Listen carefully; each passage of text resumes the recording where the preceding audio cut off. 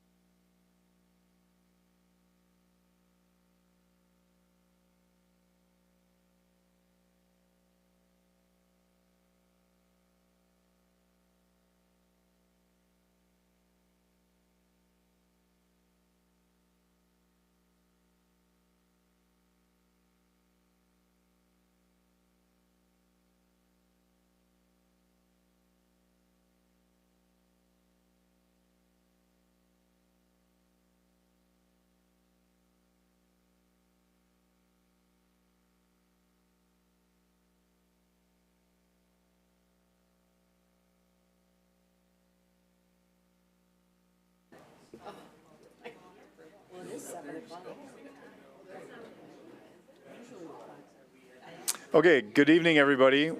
Welcome to the City of Delafield Plan Commission meeting for January 28th, 2026, coming to order at 7 p.m.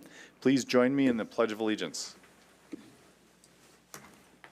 I pledge allegiance to the flag of the United States of America and to the republic for which it stands, one nation, under God, indivisible, with liberty and justice for all. Thank you. Could we have a roll call, please? Alrighty, Mayor Eicher, Present. Commissioner Cahalan, Here. Commissioner Donovan, Here. Commissioner Hausman, Here. Commissioner Merrick, Here. Commissioner Schultz, Here. Alderperson Wilkin, Here. City Planner Amy Barrows, Here. Building Inspector Scott Hussinger, Here. and Commissioner Kreinke is excused this evening. Thank you. So first order of business is our minutes. Looking for approval of the minutes from November 19th. I'll make a motion to approve. Second. Any discussion, amendments, questions? All in favor, say aye. Aye. Opposed, say nay. Or abstentions? Okay, minutes are approved. So item 5, citizens' comments on the consent agenda items specifically. There's one for 3047 Village Square for signage approval for the business known as Savory. Is there any comments on this particular agenda item? Going once? Okay, seeing none. Comments for the consent agenda items are now closed. So 6, consent agenda item. 3047 Village Square, owner Delafield Station LLC, applicant Stephen Swatzek, Custom Culinary Creations, looking for revised permanent signage approval to advertise a business known as Savory. Is there any comments on this, or just looking for a motion to pass a consent agenda item? I'll make a motion to approve. A second. Any comments, questions? All in favor, say aye. Aye. Opposed, say nay. Okay, your signage update is appreciated. It's nicer and it's approved. So item 7, we have a public hearing for conditional use, site plan and appearance approval to operate a farmer's market in accordance with section 52.14222 of the zoning ordinance, which allows artisan and craft workshops and studios as a conditional use. So if the applicant is here, which I believe they are, would you mind just giving a brief overview of what you're doing, and then we'll invite citizens to comment on it? And then, so as the process goes, then citizens can comment, and then you'll be coming up later to talk more. Okay, I'm Bonnie Knopf. I reside at 200 Neshota Road. The business is at 345 Neshota Road. Basically, what I'm looking to do is pare down the retail side of our trailer and lawnmower business, continue to keep the service, and then start with a seasonal 6-month duration farmer's market. Okay, and you've been here before. I don't know if, Amy, you'd want to give an overview of this, I feel like please? I do need to give an overview. Okay, and please do. It's going to take a minute because after talking to Bonnie last week, she's presented conceptually. We've gone through the rezone. She came back last month to schedule the public hearing. And I think I've been misrepresenting the application a little bit. So there are a couple of different phases that are taking place. I was under the impression that the first phase did not include any new buildings, and that's not true. So I'm going to just, if you don't mind, break this down by the maps that are in the packet. So let's see here. So first, let's just talk about what's there now. Right now, Bonnie has this labeled as 6 different buildings. So the building that's closest to the road has 3 sections to it. The property, or the section of the building closest to the east is a showroom and lawnmower shop. And then in the middle is an office, and then to the west is the trailer shop. Behind that building is a storage building. And then behind the eastern building are 2 sections of building used for storage. So let's just take a quick look at the pictures of the existing structures. So this is a picture of the storage building that's behind the building closer to the road. This is a vantage point of the building close to the road, right, Bonnie? No, is that's, this the that's storage next to building? the house. So that's essentially, the house would be right here in the picture, with lack of better words, where the lawn is. Okay, so that is. So that's building number 2. That's the Yes. trailer shop. That's the Yep. existing trailer shop right now. And then Okay. the office, if you go 2 to 3, then our office is right in between. That would remain absolutely the same. And then building 4 is where the lawnmower shop and the showroom is right now, with some open storage in it as well. And then building 5, that's just strictly storage. And then building 6, that's just a hoop building, and that's strictly storage. So what I'm looking to do is doing building 5 and 6 in a new building. And I sent that proposed outline, or what the look of that building potentially would be. And that would be one building and approximately taking up the same footprint, 60 by 120. Okay. So this, what you're seeing on the screen here is one of the buildings that would be removed. That's Yeah, building number correct. 5. Correct. That's And- building 5, and then building 6 is the hoop shed. Yes, that's and that's building correct. 6. So Bonnie's trying to remove those and then replace it with a building similar Yes. to this, the picture that's on here. So part of what she's trying to do is a conditional use permit, because there's a lot of investment that has to take Right. place in the creation of building plans, site plans, engineering, potential parking revisions. And she's trying to get conditional use for the general use of Phase 1, which includes the removal of these 2 structures, replacement of the structure. I'll get to the parking in a minute. Using it for seasonal sales of farmers market. And the reason behind the seasonal sales is that she would like this first phase, this first building, to not include bathroom facilities. And in order to not have bathroom facilities and not meet the commercial building code, she can only occupy the structure for commercial purposes for less than 6 months, or 6 months or less. So then, Phase 2, which she would come back here for, because that would give you the opportunity, or that's what we discussed, the opportunity to see how things are going with Phase 1, make sure that the traffic is reasonable and that there is enough parking. She would come in, and I'm gonna go back to those front buildings, and remodel this, building on the east side. Yes, number Building 4. Correct.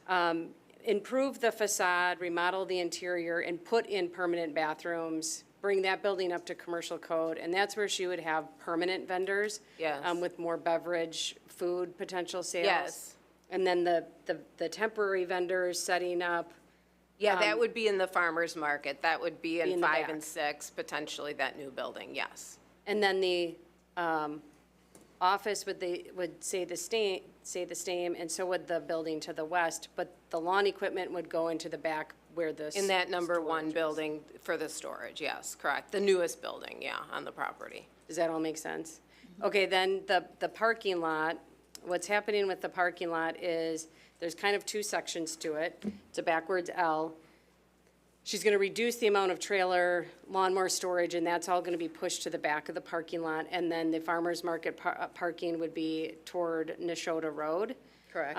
So the big question with the parking is that the engineering staff and the fire department have concerns with the material, because she is planning to open September through February to get the holiday seasons, potentially breaking that up a couple months over winter and a couple months over the following summer. She can do that as part of that 6-month process. Because she'd be open in the winter, plowing and making sure the stalls are marked and that they're safe, ingress and egress and maneuverability would be challenging. So that was a comment from both engineering and the fire department, that the parking lot should be served with pavement or concrete. Originally, I think we were under the impression that those buildings weren't gonna be rebuilt, and that it really was a very incremental phasing, and maybe there could be a different form of parking surface. So again, she is proposing to keep the existing conditional use for the sale and service of the trailers and lawn equipment. And then the uses, I just want to go through that. So she's proposing to sell agricultural goods, including seasonal vegetables, flowers, plants, related products, such as honey, soaps, bakery, cheese, meat, essential oils, wreaths, jewelry, and clothing.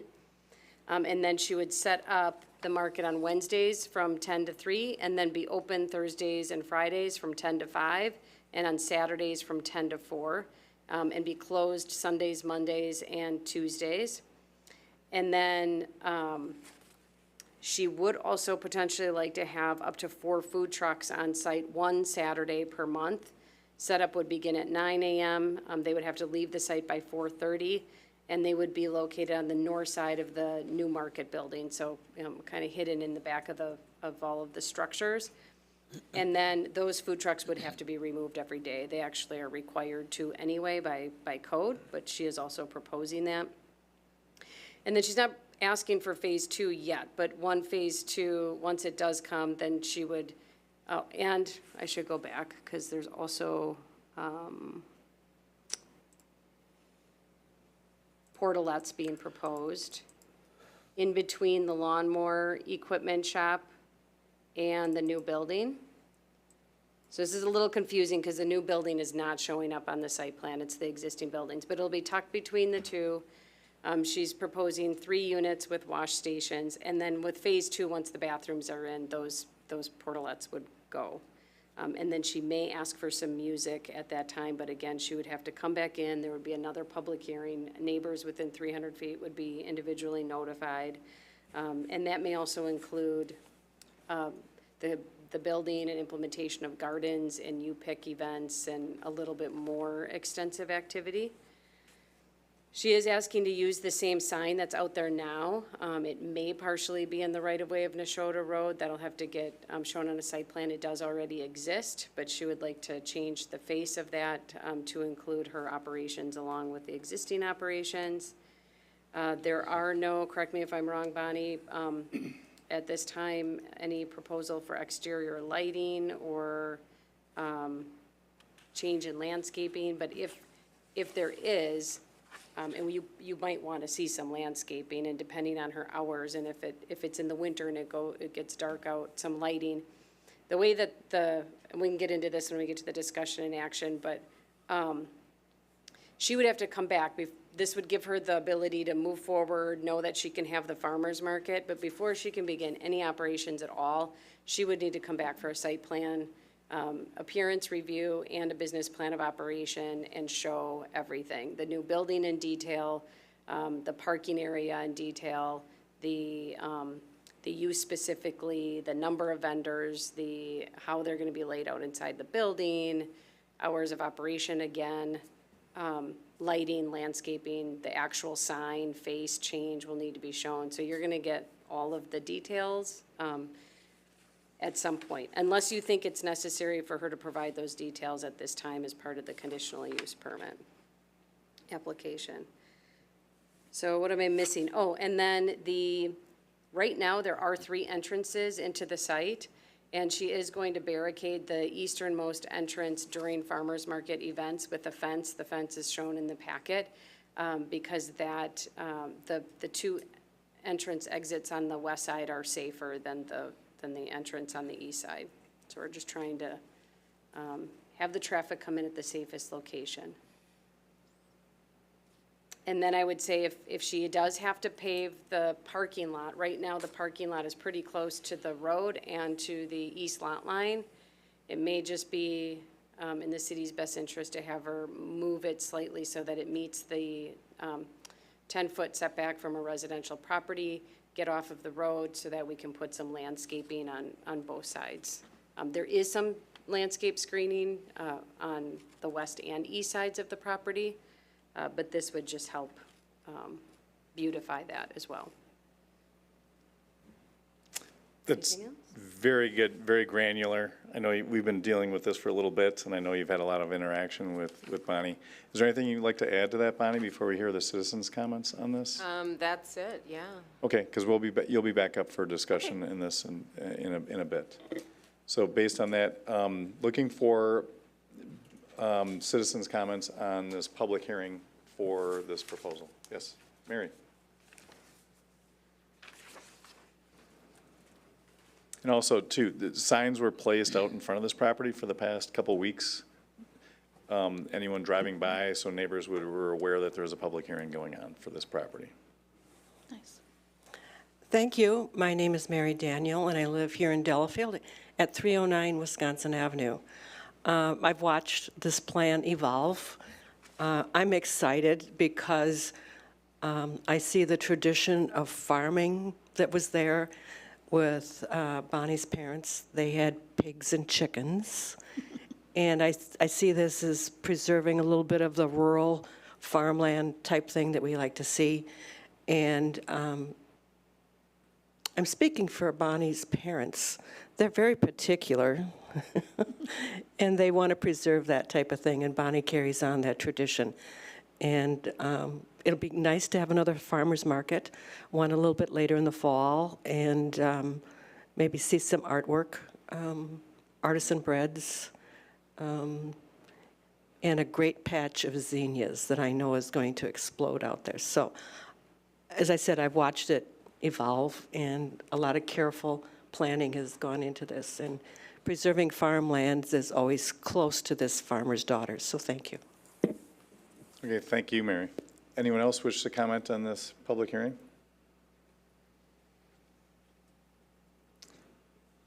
I don't know if Bonnie wants to respond to any of that, or she'll be up in a minute.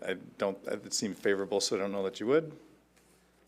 All right, so based on that, this public hearing is now closed. And we'll move on. So looking for citizens' comments, I'm sorry, yeah, for anything other than what was on the consent agenda. So this is anything else that's on the agenda later on. Doesn't seem like there's any, so citizens' comments on item 8 are now closed. 9, unfinished business. Discussion and possible action regarding the following items: DELC 07439990008, 345 Nashotah Road. Owner William and Barbara Knopf. Site plan and appearance approval to operate a farmer's market in accordance with section 52-142, sub 22 of this zoning ordinance. Welcome back. It's been so long.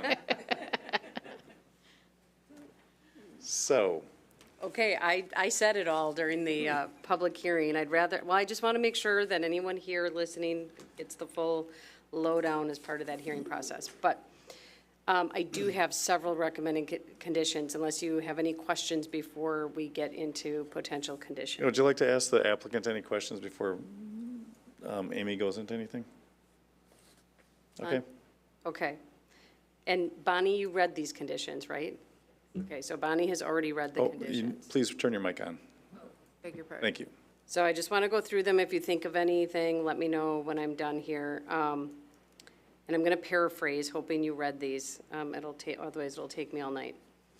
And I made an error in condition number 1 and referred to a village board, and I apologize.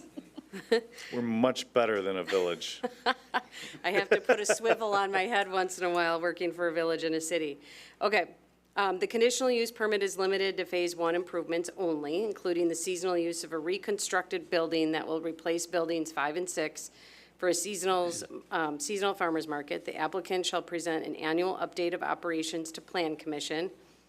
If it is determined that the use is no longer compatible with the surrounding properties or the neighborhood, the city council has the authority to revoke the conditional use permit upon recommendation by Plan Commission. 2, prior to commencing any operations, the applicant shall submit a site plan and appearance application for review and approval for the construction of a new building that will accommodate the farmer's market. The applicant shall include detailed plans for all site plan improvements, including building plans, exterior lighting, landscaping, signage, parking lot improvements. Plan Commission should determine if the parking lot can remain as crushed asphalt or if it shall consist of asphalt or concrete, and whether the parking lot shall be located. So that's something you need to decide. If you want me to go through the rest of conditions, we can come back to that.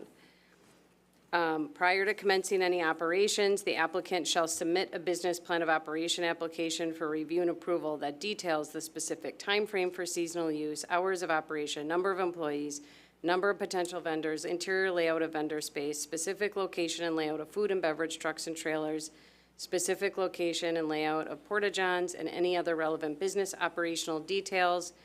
And then I would add, including special events and/or attractions. So, and the reason for adding that is because it is during the holiday season, if Bonnie decides to have some kind of like a sleigh ride or pumpkin patch mazy type event or what have you, then she would want to put that as part of her business plan of operation. 4, the farmer's market operation may include limited production and/or sale of arts, crafts, home furnishings, agricultural-related goods, and other similar products. Any production of products shall take place entirely within an enclosed building.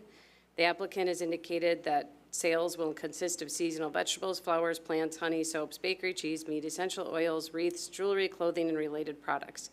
Plan Commission has the right to review the sale of any products not listed herein and prohibit the sale of items that do not meet the purpose and intent of an artisan and craft workshop or studio as defined in Section 52, 142, 22 of the zoning ordinance. Condition 5, the existing conditional use permit for the sale and service of trailers and lawn and garden equipment may remain. The City of Delafield reserves the right to revoke the trailer and equipment sales and service conditional use permit at such time the applicant proposes to amend the conditional use permit to expand the market into Building 4 or to expand the farmer's market to accommodate a year-round farmer's market operation. And that really has to do with the intensity of uses and the available parking and whether or not they, it gets to be overwhelmingly intense with these uses. 6, there shall be no changes to the physical property boundaries of the property without an amendment to this conditional use permit. The property must be a minimum of 3 acres in size. If the property is part of a future land division, the property subject to this conditional use permit shall not be located in a subdivision as defined in Section 4411 of the subdivision ordinance. Number 7, all applicable government licenses and permits shall be obtained prior to the sale of food or beverages, whether prepackaged or man-made on site. 8, no live or piped music is proposed nor permitted. If music is proposed in the future, an application to amend this conditional use permit shall be submitted for consideration and all procedures for a CU amendment followed. She might propose that in phase 2, but that'll come back. 9, there shall be no more than 4 food trucks and/or trailers on site at a given time. The placement of food trucks and/or trailers on the property is limited to 1 Saturday per month from 9 to 4:30. There shall be no overnight storage of food trucks and/or trailers on the property, and all food trucks and/or trailers shall be placed on the north side of the new building, hidden from view of Neshota Road and neighboring properties. Number 10, until such time the applicant requests to install bathroom facilities, the applicant may have up to 3 porta-johns with required wash stations located on the west side of the new building, located between the lawnmower shop and Building 6, and the porta-johns shall be maintained on a regular basis. 11, prior to commencing any operations, the fire department and engineering staff comments shall be addressed. Number 12, no parking is allowed on Neshota Road or within the right-of-way of Neshota Road. And number 13, the easternmost entrance to the property shall be barricaded to block access during active hours of operation, with the fence similar to the design presented in the meeting packet and subject to review and approval by engineering staff and the Public Works Department. And 14, the surface of the parking lot shall be marked in accordance with all requirements of the zoning ordinance and engineering requirements. And then I have the surface type shall be, and you need to declare whether or not she can have the crushed asphalt or she needs to pave it. And then lastly, I would need to know whether or not you would like this item to go to the Public Works Committee. Right now, it's written for staff review and approval, but that's entirely up to you. And then, whatever conditions do get passed, we'll go to the city attorney, because we do have to draft a formal conditional use agreement for common council, and you may see quite a few like technical add-ons, but the substance of the conditions will remain. I'll add a couple comments as we go into this discussion. Bill and Barb Knopf are not like new to the community. They've been here for a while. Not at all. The evolution and designs and plans of how they're going to transition in their life have been going on for quite some decades and decades and decades. Yes. And some of their land, I believe, was sold off for where St. Joan of Arc Church is. Yes. There are members there. I am too. That doesn't bias me, other than I see them, I know them. But from allowing sewer access to north of 16 go through their property as a part of a long-term city development plan. They've been very cooperative people with the city, and their hearts are invested in it. And they teamed with a good developer with the Hawthorne Farms development. They're doing things right, in my opinion. And I like, although this is a very, very long list of conditions or contingencies to issue a conditional use, I appreciate the fact that you're approaching this cautiously and methodically and not like investing, designing, building, and trying to force something to happen. You're kind of feeling your way through it, and Yes. you're asking our permission to do that. And I think that's an appropriate way to do that in this particular part of the city. A lot of people don't even know with Neshota mailing addresses that this is part of the city of Delafield, including people who have lived there for years. So I appreciate your approach, and I know this is a lot, and before you get questions, are you good with the list that Amy has together? Yes. Okay, all right, because Yes. it seems very harsh, but, or controlling, but it's really, as the property has developed into a subdivision near, and you've got neighbors. Now, Yes. how do we make sure you're a good neighbor, right? And Yeah, that's kind of what absolutely. that's kind of our role, and protect the property Well, values that they've invested in. And, my primary purpose of doing this is to create a community. I want a community. And I'm a good steward. I'm a good steward of property, and my parents have always been good stewards. So for us to carry that on, that stewardship of property is so very important. Okay, I want to inject my personal perspective because, anyways, I thought it's worth considering. So with questions, so Amy's got some questions about paving, whether it should be going to Public Works and that for consideration for entrance, access, and stuff like that. So I don't know what questions people might have. Yes? I have a question. It may sound picky, but it's really just so I understand. It says no live or piped music. And when I think of live music, I think of indoor or outdoor. And when I think of piped music, I think of indoor. And are we talking indoor and outdoor or both? And where does a DJ fit into all that? Not that you probably plan. Yeah, there would never be a DJ. Eventually, in Phase 2, my thoughts are indoor music. Perhaps if there's somebody playing a guitar in a corner, maybe that could be piped outside eventually, but that's only going to be in Phase 2. There won't be any music in Phase 1 at all. I mean, to clarify, we could just say no music if that. Don't say no music, But I mean, outdoor, like something that's They could have their outdoors. radio, right, I mean, they could have their radio on, Well, but the I food think trucks might have a radio. I don't know. the idea behind the live and piped is just that amplified sound. And if that does get introduced, even if it is the food trucks, you do want to be pretty careful because sound does travel, and we do have a new subdivision. To the east, it is vacant land, but they are outlots for potential future development. And so we need to, it's part of what we need to think about what could possibly happen in the future too. Because once she starts operating, then her approval is good to go. Well, I don't have any concerns with her plans, and I'm sure anything would be tasteful and appropriate. I have no doubt. But I just wanted to understand exactly what we were talking about. Yeah, no, that's a good question. Like a DJ would be piped music. I mean, it would be amplified piped music. Okay. So that's kind of, it seems like an old-fashioned term to me. If I said piped music, my kids would look at me with raised eyebrows. What are you talking about? But What else would Public Works want to review on this? I think just the access point, the barricading it, possibly stormwater management, but the parking lot's really there already. So I think the engineering staff, they do want to review some more detailed grades as Bonnie works with the surveyor and engineer to develop the final plans.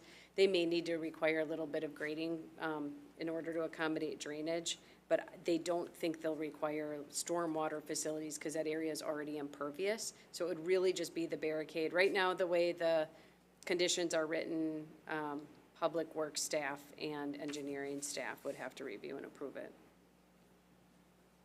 I think that's fine. I don't see it has to go in front of the committee. So what are thoughts about crushed gravel and winter operations versus requiring a asphalt parking lot for phase one, knowing that a new building's going in and that we're looking to mark parking and maintain it for like Christmas season or fall season and spring season? Well, for snow removal, because we could get snow in October, September sometimes, it would be much easier if it was paved to remove snow. But I agree with Amy that it should be 10 feet off the lot line, and it should be back a little bit from the road so that you can get some landscape materials. Yeah, with the gravel parking lot, and you know that, you know, Yes. if you get in there with a snowplow, you're just gonna be pushing gravel around too, so. Yeah, I know it's a big expense to yes, put something like that in, yes. you know, that would be obviously, and I'm sure you would rather have something like that also. Ideally, yes. Ideally, yeah, and that's why I say it that way, Yes. you know, but, you know, I don't know how it sounds, you know, even if it's to get your feet off the, you know, get moving on it. Right. To leave it gravel for the time, you know, for Well, now. and it's you know. not gravel, it's crushed yeah. asphalt. Not that that makes a huge hill of Yeah. beans, but it's a little bit more stable, I will Yeah. say, than gravel. Yeah. Less dust. It's no dust, Yeah. practically, yeah. I think agree that with- the concern, there is some concern of whether or not you consider that dustless, which is a requirement of the code, and you have the right to make that determination. It's the marking of the stalls, making sure that they're always marked and plowed, that starts to get challenging. You know, I did look at Stone Bank Market and what John Gale did, and he has gravel, obviously. But he put planters down the center, so, you know, sort of creating what we have in the survey right now, obviously, with planters, so that people sort of had a natural idea or inkling how to maneuver the lot if it was snow-covered. Now, we all know I love to garden, so I'd be more than, I'd be more than Plant happy flowers to have with it. planters.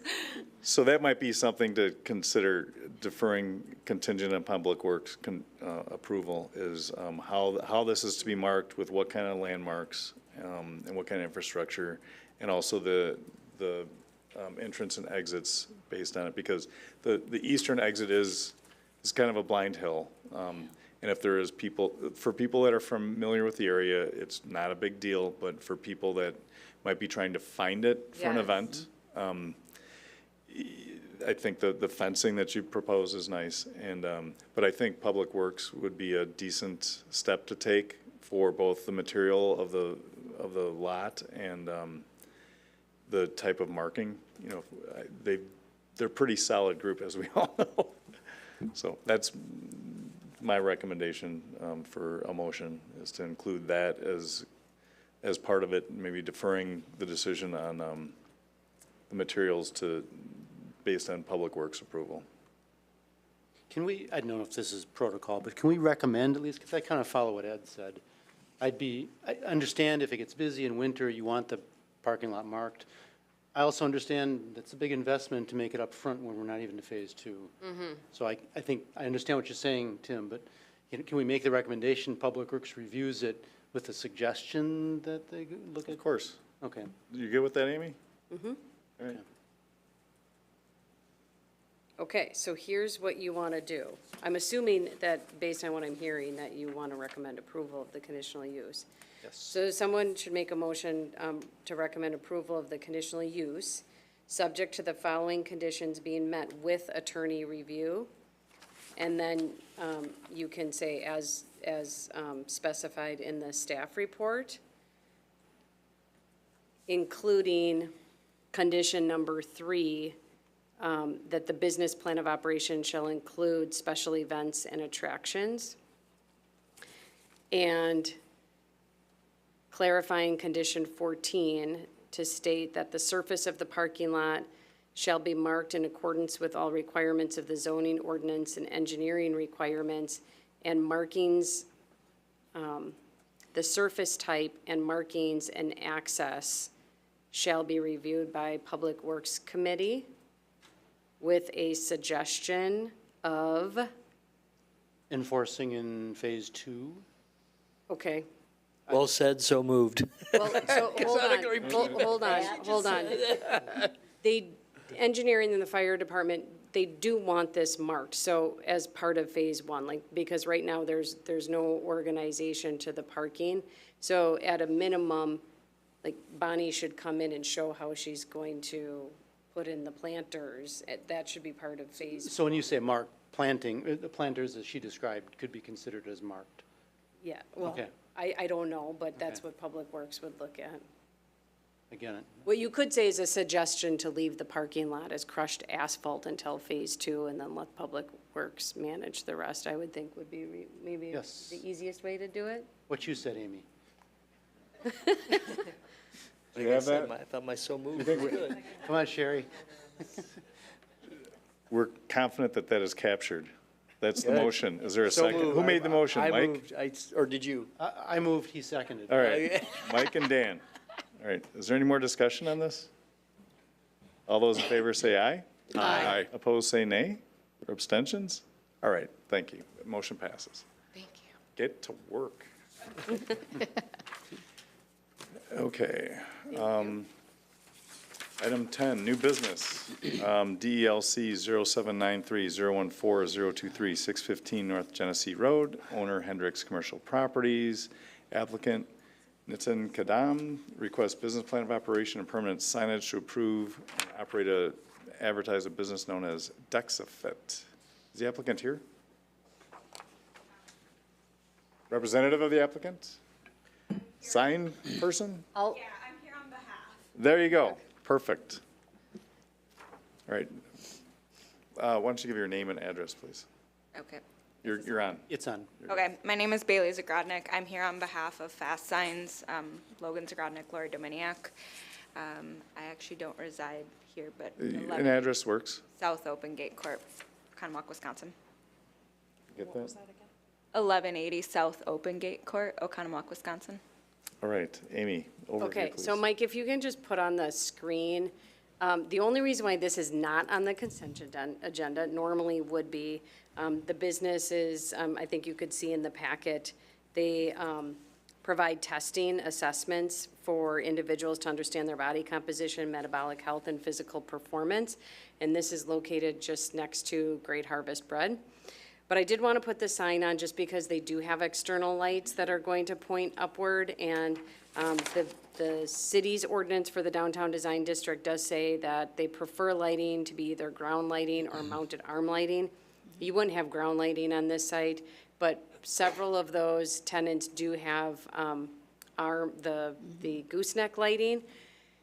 It does look like this lighting fixture has been there. There's actually 2 lighting fixtures out on this property. So I just wanted to bring it to your attention and give you that opportunity to decide what is or isn't appropriate. I did let the applicants know that this would be an item that you would be discussing. I did give them temporary approval to operate, which we do have the authority to do before it comes to Plan Commission. So the business plan of operation is okay, but the signage is still not up and requires your approval. And then they do have a very small decal window sign as well. I have a question. Are there living quarters right above, because I see windows above the sign, are there living quarters above? That's a good question. I'm getting a nod of yes. Because if it was me living there, I wouldn't want a light that shines up. Do you know if the lighting fixture that's pictured is already there and is lighting a sign or no? It is there because I saw it today. So is that what you're? Is it lighting a sign? Yeah, is it lighting a sign now? No, there's no sign there right now. Is it I don't know lit? if there was one. I saw it during the day. It almost looks like these lights were facing down and that they're Yeah, switched. Does That is look like- facing down. Down. And, but they say they're going to face them upward. So my guess is they're switching the direction. Right. Yeah, they're just turning them. Yeah, when you look at other businesses down there, they do have the gooseneck lighting from the top, which I think would be the better option Right. than just turning the lights and having it going all the way up like that. Yeah, bothering somebody that's Right. living quarters. The other thing, like, per their hours of operation, the latest they're open is 6, which is dark in the winter. Saturdays and Sundays is 8 to 4. They don't have a lot of hours at night. Yeah. But do we know when the sign will be lit? Yeah, the hours of the lighting. At night. Okay, but I mean, not necessarily their hours of operation. Yeah, I don't know that. Yeah. Yeah. So is there an option to approve the sign with no upward lighting and have somebody come back if they want it lit that needs to come from above? So Amy, when you're talking to them, do you just say, hey, we gotta go downward, put the lights above, or do you already had that conversation, they say, no, that doesn't work? I did. I think their comment was that this light is already there and they're trying to use the existing the fixture, so they wanted it to come to, through this process. But I did let them know that Plan Commission looks at exterior lighting in the downtown area very closely and that you have those recommendations. Yeah. No, I don't care for it, because if I lived up above and I had a light shining into my window that I didn't have any control of, I would not like that. That's not being a good neighbor. I agree with Laura. I mean, even from a general lighting pollution perspective, anything that goes up is generally not considered a good thing, and I'd much rather see something that points down. Plus, I think consistency with the neighbors, the more we can encourage that, the better. Yep. So then you'd probably want to make a recommendation to approve the business plan of operation and permanent signage without upward-facing lights. That'll, and any other lighting coming back to Plan Commission for review and approval. in case I'd they do also would come. like to know the hours of this lighting. Are they going to be on all night? I'll ask that when they come back, Yeah. if they come back in. Yeah.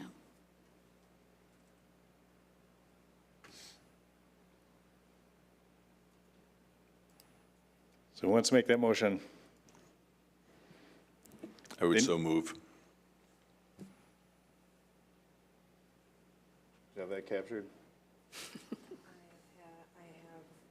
Without upward-facing lights and any other lighting coming back to Plan Commission for review Okay, at so the end. approve the business plan of operation And sign, and the and sign. the sign Yeah. without lighting until, without upward lighting, and future lighting would come back to Plan Commission for review. All right, I'll second. Good. Any discussion? Questions? All in favor, say aye. Aye. Opposed, say nay. Abstentions? Okay. You can put your sign up. Just got to figure out, work with us on how to light it. All right, item B, DLC 0803999, North 101, State Road 83, owner Munger Holdings, applicant Scott Bose. Bauer sign, applicant requests permanent signage approval and install signage for Bubbles Phone Farm. Did I have the Bose right, or no? You're not him. He's the sign guy. I am not Scott. All right, Amy, why don't you give us your name and address, please? Christopher Mullet, 935 Emerald Drive, Hartford, Wisconsin. Okay, so Bubbles, you can see the site plan on the screen is proposing several signs. They did come in October and they got some of these signs approved, so the east and west elevations and the signs are up, have illuminated channel letter signs that equal 88 square feet on each side. And then on the north and south sides of the building, there are two signs. In October, you actually approved 45 square foot signs, but they have windows in the gable, so they had to make those signs smaller. So they're actually 25 and a half square feet each.